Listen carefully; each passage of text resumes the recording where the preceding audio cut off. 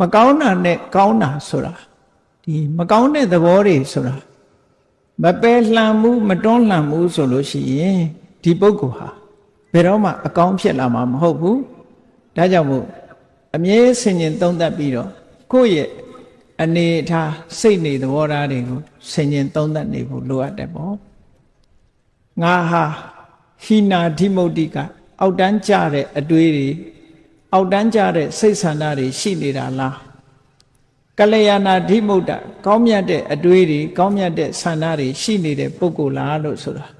ကိုယ့်ကိုယ်ဆင်ញင်သုံးသပ်ပြီးတော့အဖြေရှာရဆင်ញင်သုံးသပ်လိုက်တာနဲ့အဖြေဆိုတာထွက်လာဟိနာဓိမုတ်တိကအောက်တန်းကြတဲ့စိတ်ဓာတ်တွေငါမှရှိနေတယ်ဆိုရင်ပြင်ရမယ်ပေါ့ဒီစိတ်ဓာတ်တွေကိုယ်တိုင်မပြင်လို့ရှိရင်သိတဲ့ဘဝမှာမပြင်ရင်လူတွေဟာခောက်ရိုးကျိုးသွားပြီးတန်တရားမှာဇယိုက်ဆိုးတွေနဲ့ပဲသွားတာဒါကသေးသေးချာချာစဉ်းစားကြည့်နော်လူဘဝမှာတရှူးရှူးတတိုင်းတိုင်းနဲ့ဒေါသကြီးတဲ့ပုဂ္ဂိုလ်တယောက်ဟာကံမကောင်းအကြောင်းမလှလို့ခွေးဖြစ်ရင်လည်းခွေးဆိုးပဲဖြစ်တယ်ကြက်ဖြစ်ရင်လည်းဟိုခွတ်ဒီခွတ်ဟိုစိတ်ဒီစိတ်ကြက်ဆိုးပဲဖြစ်ငှက်ဖြစ်လို့ရှိရင်လည်းငှက်ဆိုးပဲနွားဖြစ်ရင်တောင်မှပဲဟိုနွားခွေဒီနွားခွေတရှူးရှူးလုပ်တဲ့နွားဆိုးဖြစ်တယ်နော်ဒီတဲ့ဆိုရင်တော့ကြားတို့အကောင်မလောင်နေကြိုက်စားတဲ့ချင်းသေးတို့ဆိုတဲ့အကောင်မျိုးတွေသွားဖြစ်တယ်ဒေါသသမားတွေဟာအဲ့ဒီတိုင်းပဲအဲ့ဒီလမ်းကြောင်းပေါ်ရောက်သွားတယ်မပြင်းနိုင်ဘူးဆိုလို့ရှိရင်အဲ့ဒီလမ်းကြောင်းရောက်သွားတရိษံတွေကိုကြည့်အေးအေးချမ်းချမ်းနေတဲ့တရိษံရှိတယ်စူးစူးပူပူရန်လုံနေတဲ့တရိษံလည်းရှိတယ်အကဲခတ်ပြီးတော့ကြည့်ရန်လုံတတ်တဲ့တရိษံတစ်မျိုးတည်းတည်းပဲရန်လုံတဲ့တရိษံရှိတယ်ရန်မလုံတဲ့တရိษံရှိတယ်ခွေးထဲမှာလည်းသဘောကောင်းတဲ့ခွေးရှိတယ်သဘောဆိုးတဲ့ခွေးရှိတယ်ဟောအမှတ်တမဲ့နေရင်တော့မသိဘူးသေချာကြည့်လို့ရှိရင်ခွေးဟာကြိုက်တတ်တဲ့ခွေးရှိတယ်မကြိုက်တတ်တဲ့ခွေးရှိတယ်ကြိုက်တဲ့ခွေးဆိုတာသဘောဆိုးလို့ကြိုက်တာနော်သဘောမဆိုးတဲ့ခွေးကလူလာရင်အမီးနှံပြီးတော့ခင်တတ်မင်တတ်တယ်ပေါ့အဲ့တော့ဒီသဘောတွေဟာဆင်ញင်သုံးသပ်တတ်ရအော်ခွေးတောင်မှ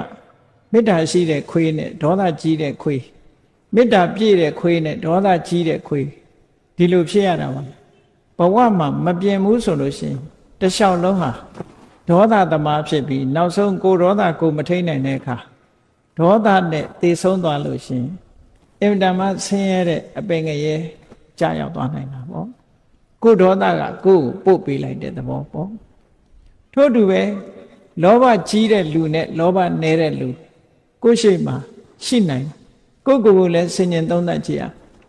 လောဘကြီးတဲ့လူလောဘကိုမထိန်နိုင်မသိမ့်နိုင်တဲ့အခါကိုယ်ပစ္စည်းနဲ့တင်အားမရဘူးသူများပစ္စည်းကိုယူတယ်ဆိုတဲ့ပြစ်မှုတစ်ခုကျူးလွန်လို့ဒုက္ခရောက်တာမျိုးတွေဖြစ်လာတတ်တယ်ပေါ့မတရားတဲ့နည်းနဲ့သူများပစ္စည်းရအောင်ယူတဲ့လောဘမျိုးဖြစ်လာလို့ရှိရင်ပို့ပြီးတော့ဆိုးတာပေါ့အဲ့ဒါလို့ကိုယ့်ရဲ့ဇယိုက်တွေအကျင့်စိုးတွေကို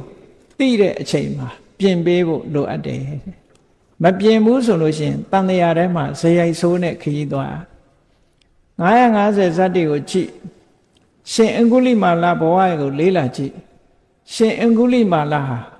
သူ့ဘဝဇလန်းနေမှာခက်ချမ်းချမ်းနေကြည့်ပဲအကုန်လုံးနော်နောက်ဆုံးဘဝမှာလည်းကြည့်